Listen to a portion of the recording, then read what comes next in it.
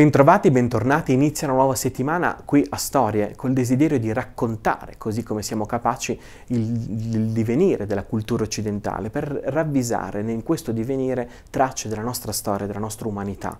Stiamo raccontando in queste settimane le avventure dei lirici greci, ci siamo soffermati su uno dei 4 grandi rami in cui si declina la lirica greca, che è la lirica giambica, e abbiamo visto il primo grande protagonista dei giambi, che è Archiloco. Archiloco, questo poeta che vive nel VII secolo, nato sull'isola di Paro, che utilizza i giambi con una valenza sia personale sia sociale. Personale perché ci racconta la storia che venne in qualche modo tradito da un uomo che gli aveva promesso in sposa sua figlia, e quando questa promessa svanisce Archiloco si sfoga e denunzia quello che è la miseria della famiglia che ha mancato a una promessa così nobile. Ma l'altro motivo è sociale, perché questa famiglia apparteneva ad un'altra famiglia, ad un altro clan, è diverso dal clan della famiglia di Archiloco.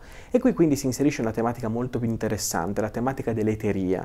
L'eteria che cos'era? L'eteria era una specie di associazione di persone aristocratiche che avevano in comune uno scopo molto semplice: il raggiungimento del potere.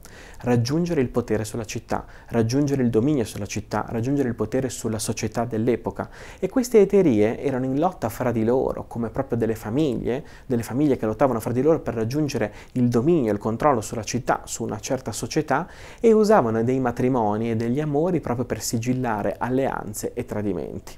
Ed è così che Archiloco si trova immerso in un gioco più grande di sé, in un gioco che, come dire, di cui tutti conoscono le regole. Era normale che Licambe era il nome di questo padre di Neobule che gli aveva rifiutato la figlia, era normale che Licambe rifiutasse la figlia, era normale che a un certo punto Licambe potesse fare una mossa del cavallo con cui si sottraeva all'accordo con la famiglia di Archiloco, ma Archiloco non ci sta.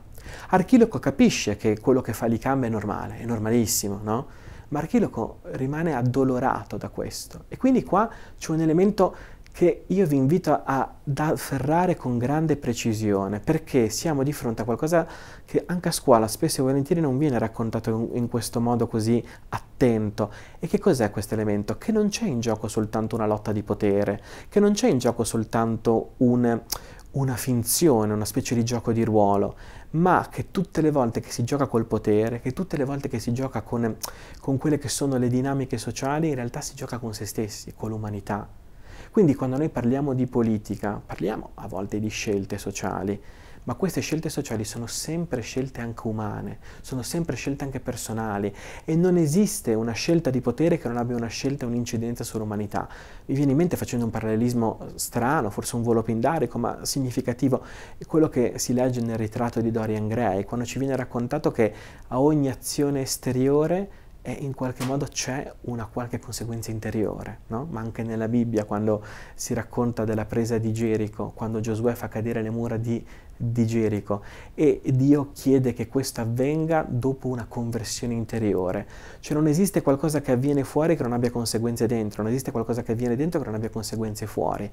E Archiloco, che è dentro questo grande gioco, il gioco di Licambe, il gioco delle famiglie, il gioco dove ci si può anche perdere una moglie, a un certo punto c'è l'umanità di Archiloco che non ci sta e comincia a poetare. Allora sarà interessante vedere nella poesia di Archiloco questi 2 elementi: quanto c'è di finzione e quanto c'è di dolore, di ferita, di umanità. Ne parliamo qui, ne parliamo a Storia, ne parliamo domani.